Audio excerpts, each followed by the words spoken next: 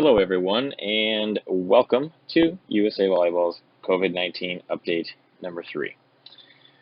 There are nearly 100,000 confirmed cases worldwide now, nearly 200 in the US, and 12 deaths. So the disease continues to spread and the numbers continue to creep up. However, in China, the numbers are still encouraging as they continue to decline. We're waiting to hear from the FIVB regarding some indoor events that are supposed to take place in China and other events. The men's indoor Nations League finals is scheduled to be held in Italy, and we don't have any updated information on those events. There's a link for the International Paralympic Committee's update on some of the cancellations and postponements that some of those test events and qualifying events have been updated on the document that is attached to the email on the link attached here. The IOC has a couple updates which I think are interesting to read through. The board of directors has a statement that links also to an athlete letter, and both of those links are listed as well.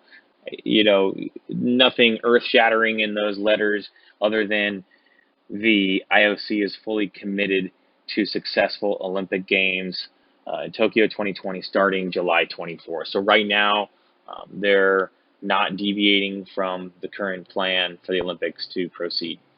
The full steam ahead is what they recommend. And other updates from the WHO, they have daily updates and live updates that you can watch and listen to, which I think are quite helpful. And I've been staying abreast of all of that information. And I have maybe a small summary here for you over the last couple days from these World Health Organization updates. So I thought some interesting information that they relayed to us is, quote, "This virus is not SARS, it's not MERS, and it's not influenza. It is a unique virus with unique characteristics. Both COVID-19 and influenza cause respiratory disease and spread the same way, via small droplets of fluid from the nose or mouth of someone who's sick. However, there are some important differences between COVID-19 and influenza. First, COVID-19 does not transmit as efficiently as influenza from the data we have so far. And that differs a little bit from the update number 1 that I had sent out. I guess it's been about a week or so ago. Things are changing fairly rapidly as they gain more data and knowledge and information about the disease here. We're able to get some better understanding of how it operates. So with influenza, people who are infected but not yet sick are major drivers of transmission, which does not appear to be the case for COVID-19. So you'll hear about the cases of COVID-19 where there are no symptoms, and potentially those people with no symptoms are infecting others. What they're saying here is that is not the major driver of transmission. Can it happen? It appears so, but that's not the major driver. The major driver is when people are exhibiting extreme symptoms, that they are highly contagious, and that those are the major drivers. And so it's good news that those who don't have symptoms or very mild symptoms are not appearing to spread the disease in a wide, broad way. The second major difference is that COVID-19 causes more severe disease than seasonal influenza. We're seeing that now with updated numbers. While many people globally have built up immunity to seasonal flu strains, COVID-19 is a new virus to which no one has immunity. That means more people are susceptible to infection, and some will suffer severe disease. And this is just quoting off of some of the updates from World Health Organization. They continue globally, about 3.4% of reported COVID-19 cases have died. By comparison, seasonal flu generally kills far fewer than 1% of those infected. So I know we talked numbers and epidemiology in the first update. We'll keep it simple here and just say that the COVID-19 cases and the information that we have so far is that it is more severe than the flu. Third, we have vaccines and therapeutics for seasonal flu, but at the moment, there's no vaccine or special treatment for COVID-19. However, clinical trials of therapeutics are now being done, and more than 20 vaccines are in development. I think most of the reports you're seeing give it about a year minimum to have these vaccines be able to be tested and out on the market available for people. Yeah, the thing with some of these vaccines is that they really do need to go through very regimented study before you can administer them to the public. And that's just a common sense protective measure that's in place. There's been vaccines in the past that during this period of evaluation have been proven not to be helpful and potentially even harmful. And then, of course, those don't get approved and rolled out to the public for use. And so that process has to take place.